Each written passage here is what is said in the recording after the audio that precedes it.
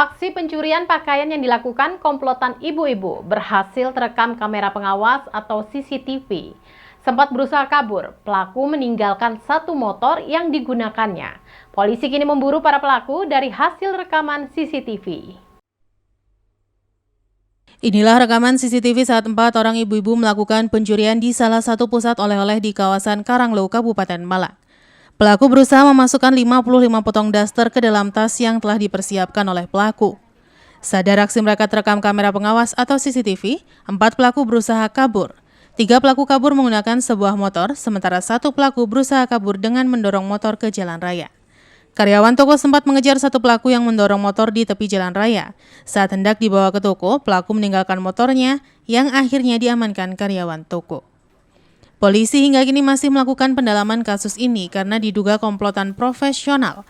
Terlihat dari motor yang diamankan menggunakan plat palsu serta plat nomor belakang sengaja dihilangkan. Akibat peristiwa ini, pemilik toko mengalami kerugian hingga 10 juta rupiah. Ada 4 orang ibu-ibu yang tiba-tiba datang dan kita kiranya customer, ternyata enggak, mereka emang punya niat untuk mencuri kayak gitu. Mencuri daster lebih tepatnya lagi ya. Berapa yang dicuri, Mbak? Kalau kemarin kita setelah menghitung lagi berapa kerugian yang kita alami, itu kemarin sekitar 55 baju. Senilai? Totalnya senilai 7-10 juta. Di TKP tadi telah ditemukan barang-barang yang tertinggal oleh pelaku seperti sepeda motor dan barang-barang lainnya. Kemudian saya juga mempelajari CCTV yang terekam kemarin waktu kejadian tersebut. Jadi kita melakukan lidik dengan hasil dari CCTV dan barang-barang yang telah tertinggal. Simon Alfredo melaporkan. Kebijakan pemerintah yang akan memberlakukan harga jual minyak goreng sebesar Rp11.500 per awal Februari belum diterapkan oleh pedagang minyak goreng di pasaran. Pedagang masih menerapkan harga lama yakni Rp20.500 per liter untuk minyak kemasan dan Rp20.000 per kilo untuk minyak curah. Pedagang juga siap merugi dan menghabiskan stok lama apabila adanya penyesuaian harga dari pemerintah. Harga minyak goreng di pasar masih tetap pada harga lama yakni Rp20.500 per liter untuk minyak goreng kemasan dan Rp20.000 per kilo untuk minyak goreng curah. Pedagang masih menerapkan harga lama karena belum mendapatkan sosialisasi terkait perubahan harga minyak sesuai kebijakan yang ditetapkan pemerintah, yakni sebesar Rp11.500 per liter yang diberlakukan per 1 Februari. Yuliati, salah satu pedagang di pasar besar, mengatakan bahwa harga minyak goreng masih menggunakan harga lama. Hal ini dikarenakan stok lama masih banyak. Mereka juga belum menyesuaikan dengan harga baru sesuai kebijakan pemerintah, yakni Rp11.500. Pedagang juga mengaku belum mendapatkan sosialisasi terkait perubahan harga. Mereka hanya diberitahu dari reseller akan perubahan harga minyak. Dan reseller siap menarik stok minyak goreng dari kalangan pedagang dan diganti dengan barang baru yang harganya sekaligus disesuaikan dengan harga yang ditetapkan pemerintah. Sementara terkait dengan minyak goreng yang tidak ditarik reseller, pedagang siap menghabiskan stok dengan harga murah meski merugi. Untuk sosialisasi penurunan harga sudah diterima Ibu? Sudah.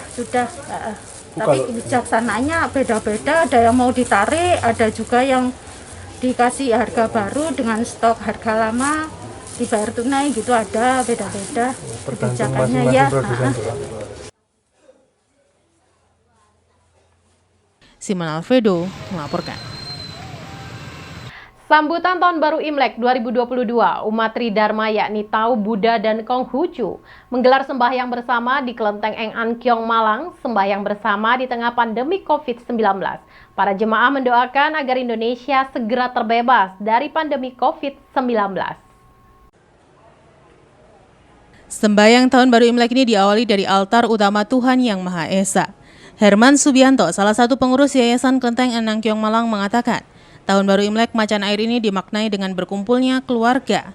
Tahun Baru Imlek 2022 ini juga mendoakan agar bangsa Indonesia segera terbebas dari pandemi COVID-19.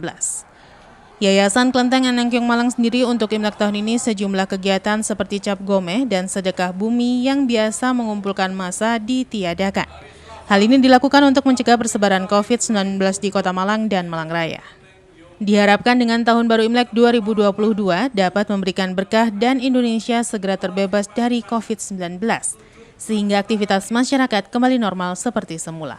Imlek ini kita maknai ya, karena biasanya masyarakat Tionghoa itu kalau hari biasa kan semua pada kerja, ada yang di luar kota, bagaimana tidak bisa kumpul. Seperti tadi itu mendoakan agar negara kita, Republik Indonesia ini terhindar dari bencana alam, malapetaka atau COVID-19 ini supaya cepat selesai gitu. Simon Alfredo melaporkan. Terima kasih Anda masih siap bersama kami dalam Info 7 Malang Raya. Libur nasional perayaan Imlek tahun 2022 berdampak pada sepinya penumpang di Terminal Tlogomas Landung Sari Malang. Kondisi ini berdampak pada berkurangnya armada mikrolet yang beroperasi baik untuk jurusan ke Kota Malang, Kabupaten Malang maupun ke Kota Batu. Beginilah pemandangan di area dalam Terminal Tlogomas Landung Sari Malang. Suasana sepi sudah terlihat sejak pagi sampai dengan menjelang siang. Libur nasional perayaan Imlek tahun 2022 tidak hanya berdampak pada berkurangnya penumpang, tetapi juga pada berkurangnya armada yang beroperasi ke berbagai jurusan, baik antar Kota Malang menuju Kota Batu maupun ke wilayah Kabupaten Malang. Kondisi sepinya penumpang ini sudah sangat dirasakan oleh para sopir mikrolet sejak lama, terutama sejak awal pandemi sampai sekarang, dan penumpang mulai ada ketika siswa sekolah mulai masuk tatap muka. Para sopir saat ini dalam keadaan menunggu kondisi membaik dan bertahan agar tetap bisa beroperasi melayani penumpang, walaupun seringkali biaya operasional tidak kembali. Menurut salah seorang sopir di Terminal Tlogomas Landung Sari menjelaskan, untuk pendapatan dari mikrolet sudah sangat berat akibat jumlah penumpang yang semakin berkurang, khususnya ketika hari libur nasional. Di lokasi area dalam terminal terlihat hanya beberapa kendaraan yang parkir menunggu keberangkatan, dan ada beberapa jurusan tidak ada satupun mikrolet yang parkir, serta sisanya mencari penumpang di jalan dan bahkan sebagian libur tidak beroperasi. Gimana Pak untuk libur Imlek ini Pak untuk penumpang? Ya, ada aja tapi ya nggak kayak hari biasa. Kalau biasanya ada pelajar kan Pak ya? Iya, ya paling enggak ya ada orang kerja kantor, mau apa istilahnya, ya orang kerja Pak. Ya bepergian ya Pak ya? Tapi kalau libur kayak gini anu ya? Ya karena kebanyakan yang punya toko-toko kan orang Cina. Di hari Imlek ini mungkin ya pada libur semua.